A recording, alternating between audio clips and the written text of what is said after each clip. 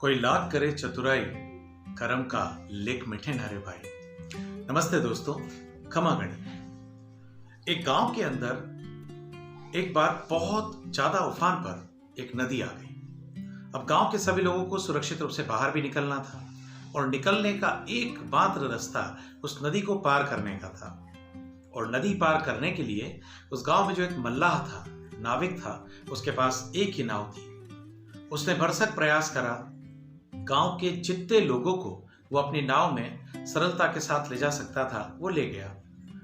कुछ समय बाद उसकी नाव जब वापस गांव की ओर लौटी तो वो नाव इस हालत में हो गई थी कि अब शायद उसका दूसरा फेरा लगना बड़ा मुश्किल था। तो उसने गांव में जाकर सूचना कर दी कि गांव के अंदर जितने भी लोग अब शेष हैं वो लोग फटाफट से मेरी नाव पर आ जाएं, और इसके बाद संभव नहीं कि मैं वापस इस गांव में नाव को लेकर आ पाऊं। उसकी ये बात सुनकर गांव के अंदर एक भीख मांगने वाला भिखारी सबसे पहले वहां पहुंचा और भिखारी ने ये कहा कि भाई, मैं तुम्हारे हाथ जोड़ता हूं, मुझे इसमें बिठा लो। और बस तुम्हारे पास, मतलब तुमको देने के लिए मेरे पास कोई पैसा नहीं है, लेकिन मैं तुम्हें दुआएं दे सकता हूं।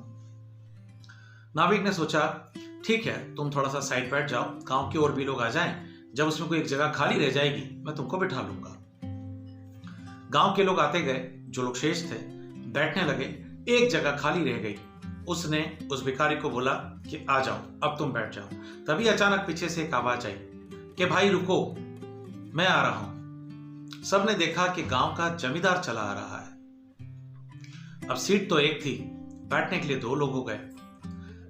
तो नाविक ने कहा कि मैं भिखारी को बोल चुका हूं कि ये बैठेगा यहां पर। तो सेठ जी ने कहा कि मैं गांव का जमींदार हूं, धनाढ्य व्यक्ति हूं, तो मुझे बैठने दो। तो उसने कहा नहीं, मैं इसको बोल चुका हूं। फिर भिखारी को उन्होंने प्रलोभन देने का प्रयास करा। सेठ जी जो गांव के जमींदार थे, उन्होंने कहा कि तुम मुझसे धन दौलत ले लो, पैसा ले लो और मुझे जाने दो। भिखारी ने कहा कि सेठ जी, अगर जिंदगी रही तो मैं इस सबका उपभोग कर पाऊंगा, लेकिन ये गांव डूब में जा रहा है तो मैं भी जीवित नहीं रहूंगा, तो मुझे जाना है, मुझे भी अपनी जान प्यारी है। दोनों के बीच विवाद होते देख नाविक ने कहा कि वे काम करते हैं कि कौन बैठेगा इसका निर्णय गांव के वो लोग जो इस समय नाव में बैठे हैं वो लोग तय करेंगे। गांव के लोगों ने तय करा कि इसमें हम भिखारी को बिठाएंगे, क्योंकि इस जमींदार ने हमारे पुरखों की जमीन हड़पी, इसने हमारे अनाज पर अपना हक जताया, इसने बहुत ज्यादा ब्याज पे गरीबों का शोषण करा, इसने हमको गुमराह कर कर हमारी संपत्ति को अपने नाम करवा लिया। ये अच्छा आदमी नहीं है। गांव के लोगों ने भिखारी का पक्ष भी सोचा। उन्होंने ये कहा कि हमने जब भी इस आदमी को कभी भीख में पैसा दिया, रुपए दिए या कुछ भी, इसको भोजन के लिए कोई कपड़ा भी कुछ भी कभी भी दिया, इसने बदले में दुआएं दी। गांव के लोगों ने तय करा कि भिखारी को बिठाएंगे और वो नाव भिखारी को बिठाकर उस ओर चल निकली और गांव में अकेला सिर्फ और सिर्फ वो जमींदार रह गया जिसने लोगों के साथ गलत किया।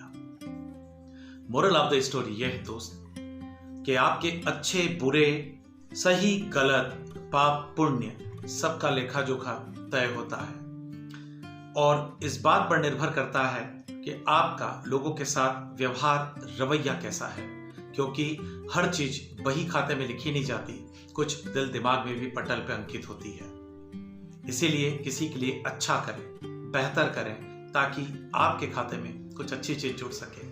सकारात्मक रहिए, जुड़े रहिए। जय हिंद, वंदे मातरम।